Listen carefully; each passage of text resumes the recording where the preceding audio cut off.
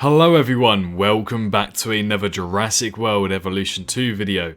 I really hope that you guys enjoyed yesterday's video. If you have somehow missed it, we actually got to play Jurassic World Evolution 2 Chaos Theory mode a lot early. Now I think I played this about 4 weeks ago or 3 weeks ago, and it was actually one of my first times playing it. We kind of had like a 30-minute playing session before we actually got into the main theme, which was the Chaos mode, so I kind of got a better idea of how to play Evolution 2. And despite that many of you guys probably thinking, and I say probably because I'm recording these videos in advance as well, so I don't know the reaction yet, and I'll be on holiday as well, so by the time you're watching this, I'm abroad. But you're probably thinking that the game kind of seems like it's similar to Evolution 1, and I can see why, I can definitely see why. When looking at it, it seems like it's the same park builder, you place down paths, buildings, fences, gates, and obviously the dinosaurs. However, when playing the game, it definitely feels considerably different from the first game. Now, I'm not entirely too sure how to point it out. I noticed that, we have the pause feature now, we have the speed up feature, and when you do use the speed up feature, things go wrong very quickly, as you'd probably predict. But it's very easy to get carried away and just accidentally not realise that you've put on this triple speed, and now all of a sudden your dinosaurs are running rampant. Exactly what happened to me. My Rexes and my Pachycephalosauruses, they all broke out, and even my Dilophosaurus almost.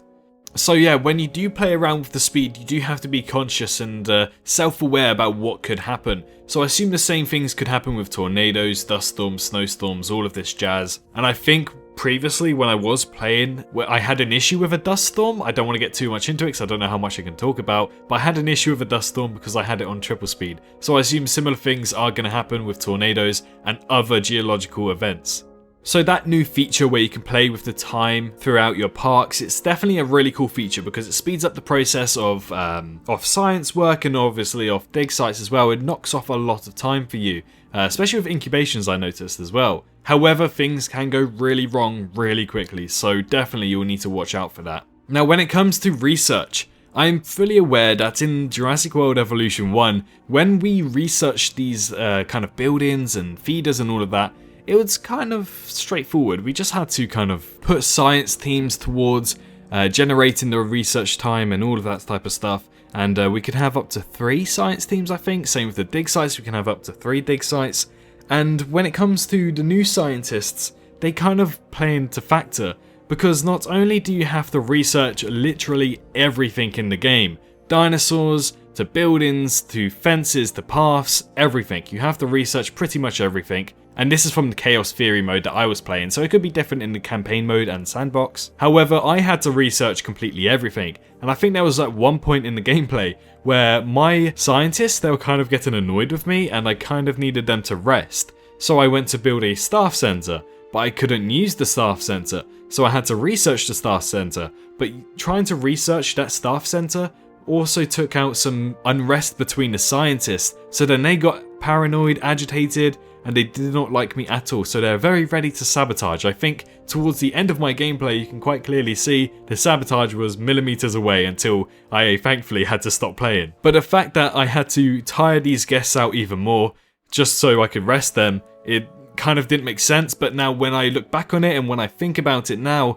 you kind of have to plan out things. So you are aware that sabotage is going to happen. Scientists are going to get tired, they're going to get angry at you if you work them too hard. So logically, one of the first things that you should be researching is the staff center, and I believe that's actually on the first column that you're able to research items from as well. So logically, again, I would recommend building that staff center so you can always keep your scientists up to date and fresh and ready and not agitated in any way, shape or form towards you.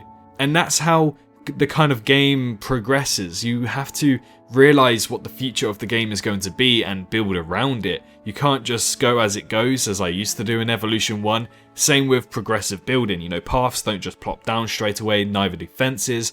I know some missions in Evolution 1, what I did, since fences were instant, for some missions where you had to contain dinosaurs, I just built loads of fences around the dinosaurs, and if they got agitated to try to break out, technically they couldn't, because it was just another fence locking them in another bigger paddock.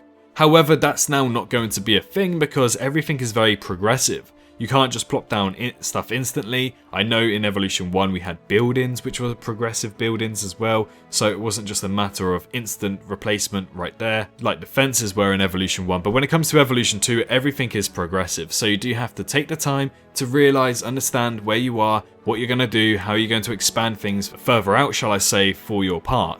Playing in San Diego, you could actually increase the maps as well, which was quite interesting. I don't quite know how to do that. I assume it'll be through a star rating, so maybe if I ever got that 2 stars, we would have been able to unlock the second area, which would have been pretty cool, which would have given more space as well. And I feel like that's a really good way for Evolution 2 to kind of expand their maps a little bit. They don't have to constantly have the maps as big as possible, and they don't have to have them so tiny and constrained. What they could do is start off with a reasonable size area and then open up other areas once you reach different star ratings. Similar to Jurassic World, the game on your mobile devices. I believe at certain levels you're able to get another piece of land to open up your park and make it bigger, so maybe something similar and continuing from what we've seen in the Evolution 2 gameplay. Hopefully that does happen. But yeah, I mean, when you do think about the game, well, when I do think about a game personally, when I was playing it, it felt a lot different to Evolution 1. It felt like a similar format of the game, but at the same time it was quite remarkably different. You know, you had the progressive building, you had things that you had to plan for in advance, you kind of had to work around everything, otherwise things can go very wrong very quickly, and I can't stress that enough. That will happen. But being able to play Chaos Theory mode, how did Chaos Theory mode feel? Well, honestly speaking, it felt really good. It felt like in Evolution 1, you had the main campaign, let's say, and that was about it. And then you kind of had challenge mode, but with challenge mode, all you got were contracts and you just had to try and 5-star the park.